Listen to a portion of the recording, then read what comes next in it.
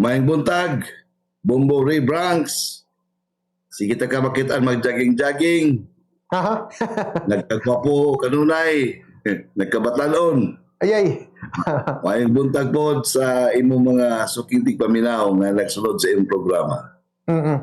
By the way, Attorney James, no, abo kang gitawagan aron po na kakuhaan sa imong mga legal points with regards nining nagpadayon lagi nga pagdungog sa impeachment case batok sa atong Vice Presidente ilabi pa no ni atong pag-imbita nila sa gikaingon no nagpaila nga bagman nga si Ramil Madriaga. Unsay imong obserbasyon sa iyang mga pamahayag labi pa no sa mga pamahagi usab sa pag-question sa mga sakop sa House Justice Committee ngadto kaniya Attorney James?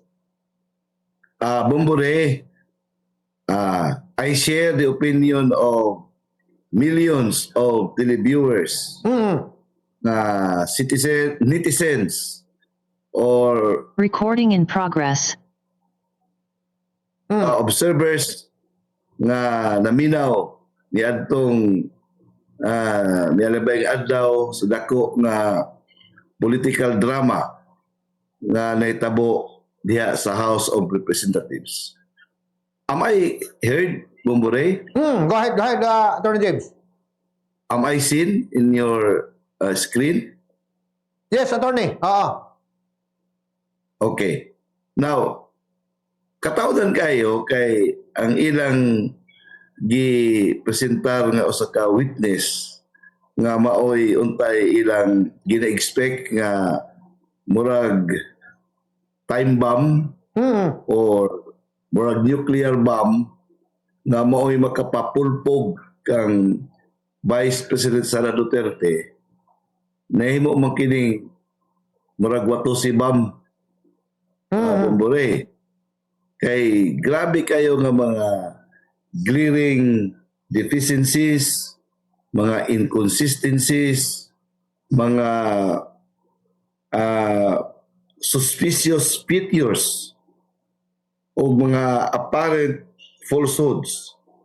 Nga naman ka na, Bombore? Number one, katawadan kayo kay katong chike nga iyang ipasibantog, magitagaan siya ni PRRD. Ito ka amount 83 million pesos. Katong usa 84.2 million. Oo, ihatag ron ni PRRD sa iya sa iyang account. Unya wa bantay Bombore nga ang chike dated 2023. Nga di naman si PRRD mo ay presidente niya na. So, katawanan kayo. Unya sa diyang gipangutana si Congressman Joel Chua nga maoy usa sa mga isog yun nga gusto gyud nga ma-impeach si BP Inday, murag natulala. Wala matanaw, wala ma-check no. So sunod Bombore katong pinting nga gihatag ko niya kang BP Inday Sara. Unya, it turns out nga na taga Davao nga mo iningon nga gaysano man siguro tayo pelido. Iningon nga ako may gahatag ana. O katawagan kayo nabutata na po siya. Unya kanang giingon niya nga term sharing gani ang palasyo niingon nga wa may agreement nga ana. So katawagan ko rin kay kung atong balikan ang nahitabo niya itong mga early 2021 ato magyuminumduman nga si BP Inday Sara mao gay front runner sa presidential preference. Sa mga survey siya nanguna unya na mga pwersa nga nagpost sa iya pagdagan niya wa sa budagan unya si President Duterte ang PDP laban ang ilang gipadagan si Bungo. Si Vice President Duterte, si Duterte gani, murag ni action lagan pagka Vice President, di ba? So, klaro kayo nga, anong panahon na, imposible nga magkasabot si President Duterte o si kanhi Senator, di pumunta Senator, si Citizen Bongbong Marcos, nga magsabot sila nga si Bongbong Marcos may presidente, si Inday Sara may vice president, niya magsabot sila nga tunga-tunga mo term sharing. Mo O, kanay step down si Marcos. Marcos, mo kanay kining script ni Madriaga nga hinimo Bombore. Ah, Murag ang ilang paminaw nga ang katawhan mayanig sama sa gibuhat sa una kang Vice President Jojo Binay nga siya sa dihang gidemolis na siya unya napulpog in taon hinahinay kahilis. Pero ang mga katawhan Bombore imbis nga mutuo nahimong investigator ang katawhan. Ilang investigate ang kana nga akusasyon. Ang katawhan wala na nahimong usalang ka ordinaryo nga listeners kundi nahimo silang fact checkers. Nakita sa katawanan o ang di maka wala gi kamatuoran nga aligasyon ni Madriaga iyang acting wala mo unik wala mo salir unya diha nato makita nga si BP Sara is not standing alone. The people are the ones protecting her. Kaya ang katawhan man mo tigar, ang katawhan mo ni check sa mga aligasyon nga gipabuhagay si Madriaga o nakita ang klaro nga binuang. ay, So, Chike, dated 2023. Kunya, kanang niingon siya nga mga high level nga mga kasabutan, wa may kailan niya ang PSG. So, di mo siya membro sa armed forces. Kunya, Bombore, ang katawan ni Bombore, sakit palandumog, nga anang panahon na, 2022-2023, kanang Madriaga Kidnap for Ransom Group. Mo kanay mga one of the deadliest kidnapping for ransom group sa atong nasod ito panahon na. Sa diyang doon ay operation bato kanila, dapat yan og polis ang atong Philippine National Police para lang mamadakpan si Madriaga. Karon si Madriaga naala sa bilangguan pero gihimo karong hero aning mga grupo meaning mga congressmen o nagpaluyo kanila nga walay laing tumong tinguha kundi ang pagdimulis o ang pagpulpog kang BP Sara para dili mahimong presidente. That is the greatest irony of it. Ang namatay hinoon nga mo'y naprotektar sa atong nasod para sugpuin kining mga criminal syndicates gikalimtan hinoon Bombore. I see.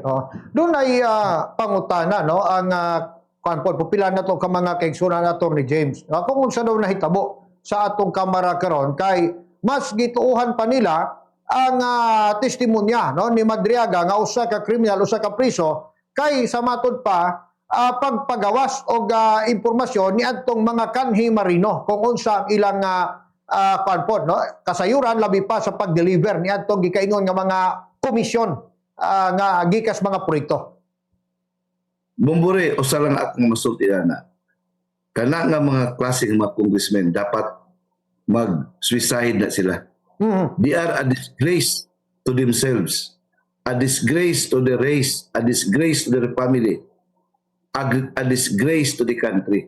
Imagine, naamo diha ng usa ka sagrado nga institusyon nga maoy untay gisaligan sa atong gobyerno nga maoy mo scrutinize, maoy mo palig-on sa atong nasod. Sila nahimo hinoon karon ang nahimong enablers niining binuang nga mga gibuhaton. And yet we are maintaining their salaries. Kita naghatag ng sweldo Bombore. Kita naghatag sa ilang budget gikan sa atong pinaningkamutan kay kita nga labi na masa. Kita magid ang number one na tax contributor. Kay dali ra kita makuha ag buwis kanang atong ipangkaon, kanang atong normal nga mga survival nato nga mga basic needs na nay buhis na bumburis. In other words, kita nagbuhi ang mga animala. Pero tanawa kung sa ilang gibuhat bumburi. Pipila, kanang mapipila din na. Ilang gibinuangan ta. So, wala na kala sa dungog bumburi. Wala dungog na. I see. Kaya ang Ato, ilang direksyon lang yun. Oo. Politika. Sa mga investigasyon himon sa kamara, matawag ba nato Attorney James, no? Nga usual lang nga mamislok nimo labi pa kung naay ipresenta nga mga ebidensya ang usa ka resource person, no? Like Madriaga. I understand, no? Nga before siya sulti nito, gi-submit na niya na, no? Kung unsa ang iyang mga ipang divulge unya kami usual ba rin nga mamislok nimo labi pa ang pagtan-aw sa chike nga dako ang kantidad po nga ingnon lang nga mabantay, Attorney James? Bumburi, kung ikaw sa ka self-respecting congressman, nga doon na kay respeto sa kagalingon. Number one, Bumburi, dili ninyo na ipadayon ka ng impeachment. Kung ang inyong gisaligan, kana lamang testimonya ni Madriaga. Number one, si Madriaga is a polluted source. Ikaduha, nagtuom ko sa Bumburi kay ilang man ang mainstream media, ilang mga talang means of communication except social media, nagtuo sila nga ang mga Pilipinos ilang mailad, ilang mabinuangan, ilang mamanipulate, pinagi sa optics. Karon Bumburi, they have underestimated our capacity to discern and to investigate, to fact-check kung sa ilang ginabuhat. Kaya na may social media karon. Nagtuo sila nga murag, pagpresenta lang, masulti lang si Madriaga, mauni, bagman ni Sara Duterte, ibanda dayon sa mainstream media. Of course, may labot ang Bombo Radio. Idading ibanda dayon sa mainstream media, unya, si Juan de la Cruz nga nagkaon taon sa karinderya, si Pedro nga naasa panimalay, ginagawa matag paniudto kay gutom, masuko na kang BP Sara nga, uy, kriminal din ni DI, bagman na dayang bagman din nga kriminal. They expect that to happen, but the opposite happened because it backfired on them. Nganong ni backfire, di na kailala kuno ipresentar. Nagpasabot, sila mismo, di-realize nga ang ilang drama wala mukagat ang katawan. I see. So, gikataho no sa House Justice Committee nga karong nga pitsa 22 pohon, ila na po nga lilion sumapa ang SALN sa atong Vice Presidente apil niya tong iyang tenure kaniadto isip mayor unsay bearing ani Attorney James? Fishing expedition. Sama sa gingon ni Congressman Rufus Rodriguez, that is fishing expedition. And that is a violation to the ruling of the Supreme Court in Duterte versus House of Representatives. Torion, apil na po ko niya, Reserva and others versus House of Representatives. Nganingon ang Supreme Court in a unanimous decision nga only those acts allegedly committed during the term of the impeachable official and impeachable office ang pwede imbestigahon.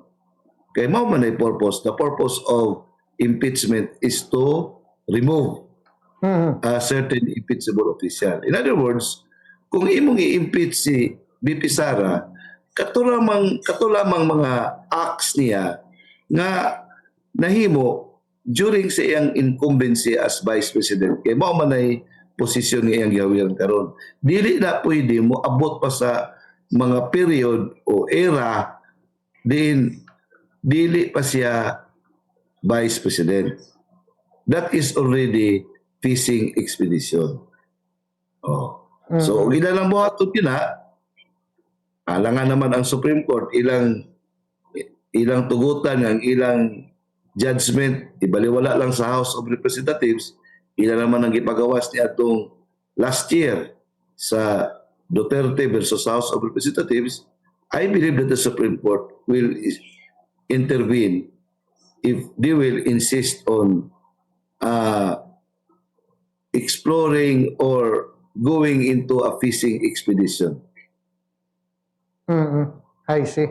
So in line no nining maong hisgutanan og kining paghisgot no sa impeachment case batok sa atong Vice Presidente, unsa pay ikapaabot nimo nga dugang obserbasyon na Atty. James no alang pod sa paghatag no og dugang katinawan ngadto sa mga katawhang nga Pilipinhon. Bumbore, it's about time na kita nga mga katawhan muhimo kita og insakto nga baruganan nga dili usik-usikan ang atong sweldo, ang atong buwis nga maoy gisweldo niyan lang mga way hinungdan nga mga congressmen nga walay laing tumugtinguha mao ang pagpurso sa ilang mga political agenda or political agenda sa ilang mga amo, even to the extent of wasting people's money.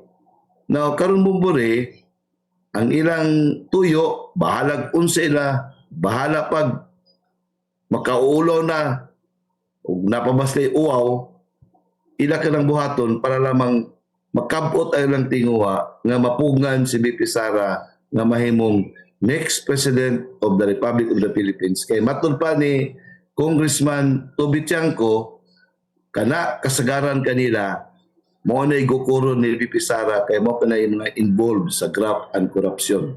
And BP Sara is a kind of a leader nga dili pwede manegotiate. Mo ka na isulti ni og siguro nangalisang na sila. Mo na nga ilag yung buhaton tanan para lamang mapugnan si BP Sara nga mahimong presidente karong 2028. I see. So with that note, daghan kay salamat Atty. James no sa paghatag nimo og time at least ato pong mapasabot ang dagan no ngadto sa atong mga katawhang Pilipino labi na pod no niadtong nagsubay sa dagas panghitabo sa atong Vice Presidente, sir. Okay, God bless Bumbore. God bless sa ibang mga listeners. God bless the Philippines.